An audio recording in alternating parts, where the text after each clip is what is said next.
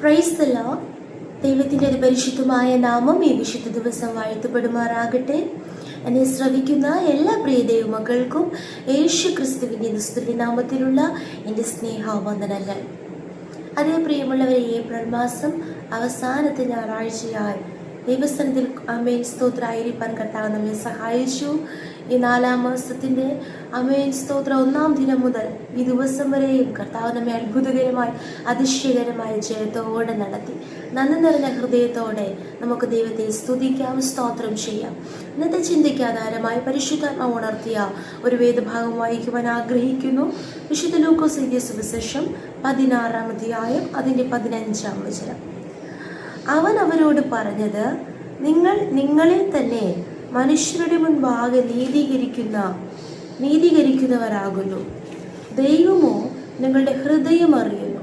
മനുഷ്യരുടെ ഇടയിൽ ഉന്നതമായത് ദൈവത്തിൻ്റെ മുൻപാകെ അറപ്പത്രേ. Luke chapter 16 verse 50. He said to them, you are the ones who justify yourselves in the eyes of others, but God knows your hearts. What people value highly is detestable in God's sight. Amen. പരിശുദ്ധാത്മാവ് എന്ന് ഉണർത്തുന്ന ഒരു ചിന്ത, മനുഷ്യരുടെ ഇടയിൽ ഉന്നതമായത് ദൈവത്തിൻ്റെ മുൻപാകെ അറപ്പത്രേ. സ്തോത്രം. മനുഷ്യരുടെ മുൻപാകെ ഉന്നതമായ പല കാര്യങ്ങളുണ്ട്. ഈ ഭൂമിയിൽ നാം ജീവിക്കുമ്പോൾ മാന്യതകൾ വരുന്ന പല മേഖലകളുണ്ട്. സ്തോത്രം. സമ്പത്തുള്ളവരെ, ആമേ നല്ല വിദ്യാഭ്യാസമുള്ളവരെ, ആമേ സ്തോത്ര കുടുംബശ്രേഷ്ഠതയുള്ളവരെ, നല്ല കഴിവുകളുള്ളവരെ, ഇവരൊക്കെയും മനുഷ്യർ മാനിക്കും. ഇതൊക്കെ മനുഷ്യരുടെ ഇടയിൽ ഉന്നതമായതാണ്. ആമേ സമ്പത്ത്, വിദ്യാഭ്യാസം, ആമേ സ്തോത്രം, മറ്റെല്ലാവിധമായ ജോലി, മറ്റനുഗ്രഹങ്ങളൊക്കെ, മാന്യതകൾ, പദവികൾ, ആമേ സ്തോത്ര കഴിവുകൾ ഒക്കെ. എന്നാൽ വചനം നമ്മെ പഠിപ്പിക്കുന്നു, യേശു കർത്താവ് പറയുന്നു, മനുഷ്യരുടെ ഇടയിൽ ഉന്നതമായത് ദൈവത്തിൻ്റെ മുൻപാകെ അറപ്പത്രേ. സ്തോത്രം. What people value highly. ഈ ഭൂമിയിൽ ജീവിക്കുമ്പോൾ ഏതൊക്കെ കാര്യങ്ങളാണോ പീപ്പിൾ ഹൈ ആയിട്ട് വാല്യൂ ചെയ്യുന്നത്, ഉന്നതമായിട്ട്, നല്ലത്, ശ്രേഷ്ഠമായത്, കൊള്ളാം, സ്തോത്രം എന്ന് വാല്യൂ ചെയ്യുന്നത്, അതൊക്കെയും ഗാഡ് സൈറ്റ്, ദൈവത്തിൻ്റെ ദൃഷ്ടിയിൽ അതൊക്കെ ഡിറ്റസ്റ്റബിൾ ആയിരിക്കുന്നു, അതൊക്കെ വെറുപ്പുള്ളതായിരിക്കുന്നു. സ്തോത്രം. ഈ നാളുകളിൽ ദൈവം വെറുക്കുന്ന കാര്യങ്ങളെയാണോ നാം ഇഷ്ടപ്പെടേണ്ടുന്നത്? സ്തോത്രം. മനുഷ്യർ ആഗ്രഹിക്കുന്നതാണോ അതോ ദൈവം ആഗ്രഹിക്കുന്നതാണോ നാം ചെയ്യേണ്ടത്? നമ്മിൽ നിന്ന് മനുഷ്യർ ഇഷ്ടപ്പെടുന്നതാണോ നാം ചെയ്യേണ്ടത്, അതോ നമ്മളിൽ നിന്ന് ദൈവത്തിൻ്റെ ഇഷ്ടമാണോ പുറത്തു വരേണ്ടത്?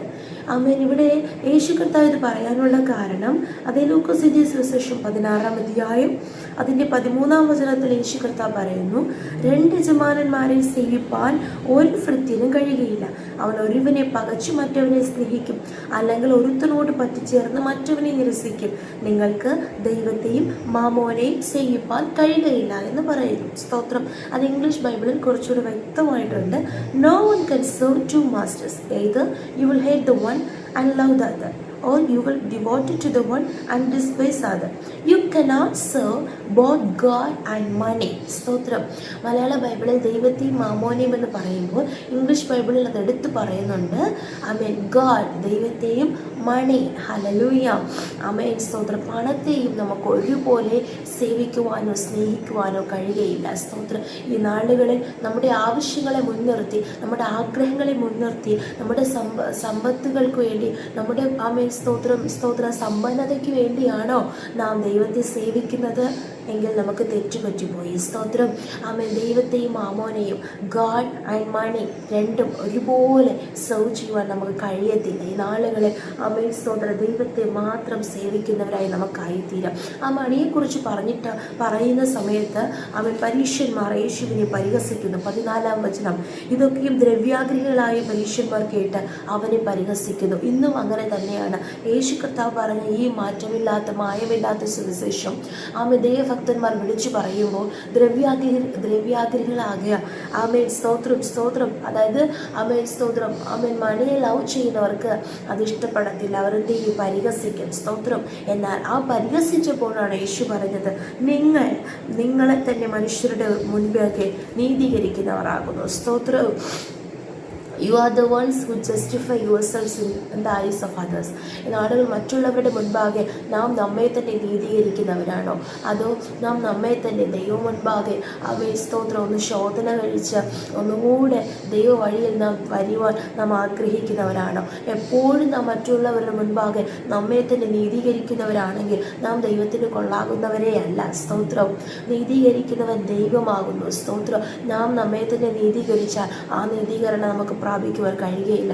ഈ നാളുകളിൽ ഓരോ ദിവസവും നമുക്ക് ശുദ്ധീകരണം പ്രാപിക്കാം. ആമേൻ. ദൈവത്തോട് അനുരൂപമായി അല്ല എങ്കിൽ സ്തോത്ര ആ ദൈവത്തിൻ്റെ സാദൃശ്യത്തിൽ സ്തോത്ര ആ ദൈവത്തിൻ്റെ ദിവ്യ സ്വഭാവത്തിന് കൂട്ടവകാശികളെ മാറുവാൻ നമ്മെ തന്നെ പൂർണ്ണമായ ദൈവകരങ്ങളിൽ സമർപ്പിച്ചുകൊണ്ട് നമ്മെ തന്നെ മറ്റുള്ളവരുടെ മുൻപിൽ നീതീകരിക്കാതെ ദൈവനാമത്തെ മഹത്വപ്പെടുത്തുന്നവരായി നമുക്കായി തീരാം. സ്തോത്രം. മാത്രമല്ല അവർ നീതീകരിക്കുന്നവർ മാത്രമല്ല, സ്തോത്രം, ദൈവമോ നിങ്ങളുടെ ഹൃദയം അറിയുന്നു. ഹല്ലേലൂയ. നാം പുറമെ എത്ര നാം നമ്മെ തന്നെ നീതീകരിച്ചാലും നമ്മെ തന്നെ കൊള്ളാകുന്നവരാ നമുക്ക് തന്നെ എല്ലാം അറിയാം, നാം ചെയ്യുന്നത് തന്നെയാണ് ശരിയെന്ന് നാം മറ്റുള്ളവരെ എത്ര ബോധ്യപ്പെടുത്തിയാലും നമ്മുടെ ഹൃദയ രഹസ്യങ്ങളെയും നമ്മുടെ ഹൃദയത്തിലെ ആഴമായ നിഗൂഢ ചിന്തകളെയും നിരൂപണങ്ങളെയും ഒക്കെ അറിയുന്ന ദൈവം സ്തോത്രം മുഖപക്ഷം കൂടാതെ ന്യായം വിധിക്കുന്ന ഒരു ദിവസമുണ്ട്. ആയതിനാൽ ഹൃദയവും പുറവും ഒരുപോലെ ആയിരിക്കാം. സ്തോത്രം. വീണ്ടും കർത്താവോട് പറയുന്നു, മനുഷ്യരുടെ ഇടയിൽ ഉന്നതമായത് ദൈവത്തിൻ്റെ മുൻപാകെ അറപ്പത്രേ. പ്രിയ ദൈവമക്കളെ, മനുഷ്യരുടെ മുൻപാകെ ഉന്നതമായതിനെ തിരഞ്ഞുകൊണ്ടാണോ ഇന്ന് നാം ജീവിക്കുന്നത്? യേശു ക്രിസ്തുവിനെ വിശ്വസിക്കുന്ന, യേശു ക്രിസ്തുവിനെ രക്തത്താൽ കഴുകൽ പ്രാപിച്ച സ്വർഗരാജ്യത്തിലേക്ക് പോകുവാൻ കാത്തിരിക്കുന്ന, ഒരുങ്ങിയിരിക്കുന്ന നാം ഓരോരുത്തരും ഇന്നും മനുഷ്യരുടെ ഇടയിൽ ഉന്നതമായത് പ്രാപിക്കുവാനാണോ ദൈവത്തെ സേവിക്കുന്നത്? സ്തോത്രം. അങ്ങനെ ആയിരിക്കരുത്. ഹല്ലേലൂയ. കൊലോസ്യർക്ക് ലേഖനം 3:1 വായിക്കുന്നു. 1, 2, 3 ഭാഗങ്ങളിൽ ഭൂമിയിലുള്ളതിനെ അല്ല ഉയരത്തിലുള്ളതിനെ ചിന്തിപ്പിൻ. അത് തന്നെ നാം അന്വേഷിക്കണം. സ്തോത്രം. കാരണം ക്രിസ്തു ദൈവത്തിൻ്റെ വലത്ത് ഭാഗത്ത് ഇരിക്കുന്നിടമായ ഉയരത്തിലുള്ളത് ചിന്തിക്കും. ഹല്ലേലൂയ. യേശു കർത്താവ് പറഞ്ഞു, ഞാൻ ഇരിക്കുന്നിടത്ത് നിങ്ങളെ ഇരുത്തേണ്ടതിന് ഞാൻ വന്ന് നിങ്ങളെ എൻ്റെ അടുക്കൽ ചേർത്തുകൊള്ളും. അതിനെക്കുറിച്ച് ചിന്തിക്കുക. മനുഷ്യരുടെ ഇടയിൽ ഉന്നതമായതല്ല, ദൈവസന്നിധിയിൽ ആ സ്വർഗരാജ്യത്തിൽ ശ്രേഷ്ഠമായത്. ഹല്ലേലൂയ. നാം ചിന്തിച്ചുകൊണ്ട് ഈ ഭൂമിയിൽ നാം ജീവിക്കുമ്പോൾ കഷ്ടതകളുണ്ടാകും, ഞെരുക്കങ്ങളുണ്ടാകും, ഉപദ്രവങ്ങളുണ്ടാകും, പലവിധമായ പരിഹാസങ്ങളൊക്കെ ഉണ്ടാകും. എന്നാൽ അതൊന്നും നോക്കാതെ യേശു ക്രിസ്തുവിനെ മാത്രം നോക്കി, വിശ്വാസത്തിൻ്റെ നായകനും പൂർത്തിവരുത്തുന്നതുമായ യേശുവിനെ മാത്രം നോക്കി നമ്മുടെ ജീവിതയാത്രയിൽ മുന്നോട്ട് നീങ്ങുക. ഇന്ന് മുതൽ മനുഷ്യരുടെ ഇടയിൽ ഉന്നതമായതല്ല, ദൈവത്തിൻ്റെ മുൻപാകെ ഏതാണ് ഉന്നതമായത്? ദൈവം ആരെയാണോ ഉന്നതരായിട്ട് കാണുന്നത്? ദൈവം ഏത് സ്വഭാവങ്ങളെ ഗുണങ്ങളാണോ ശ്രേഷ്ഠമായിട്ട് കാണുന്നത്? അതിനുവേണ്ടി നമുക്ക് താല്പര്യപ്പെടാം. സ്തോത്രം. ഹല്ലേലൂയ. ഇവിടെ അതിന് താഴെ ഒരു സംഭവം യേശു കർത്താവ് തന്നെ പറയുന്നുണ്ട്. ധനവാനായൊരു മനുഷ്യനുണ്ടായിരുന്നു, ദരിദ്രനായൊരു മനുഷ്യനുണ്ടായിരുന്നു. ധനവാന്റെ പേര് ഇവിടെ രേഖപ്പെടുത്തിയിട്ടില്ല, എന്നാൽ ദരിദ്രൻ്റെ പേര് ലാസർ എന്നായിരുന്നു. രണ്ടുപേരും ഒരു ദിവസം തന്നെ മരിച്ചു. സ്തോത്രം. എന്നാൽ ധനവാൻ മരിച്ചു, അടക്കം ചെയ്യപ്പെട്ടു. എന്നാൽ ലാസർ മരിച്ചപ്പോൾ ദൂതന്മാർ അവനെ കൊണ്ടുവന്നു. ദൂതന്മാർ അവനെ എടുത്തുകൊണ്ടുപോയി. സ്തോത്രം. എന്ന് നാം അവിടെ കാണുന്നു. ദൂതന്മാർ അവനെ അബ്രഹാമിൻ്റെ മടിയിലേക്ക് കൊണ്ടുപോയി.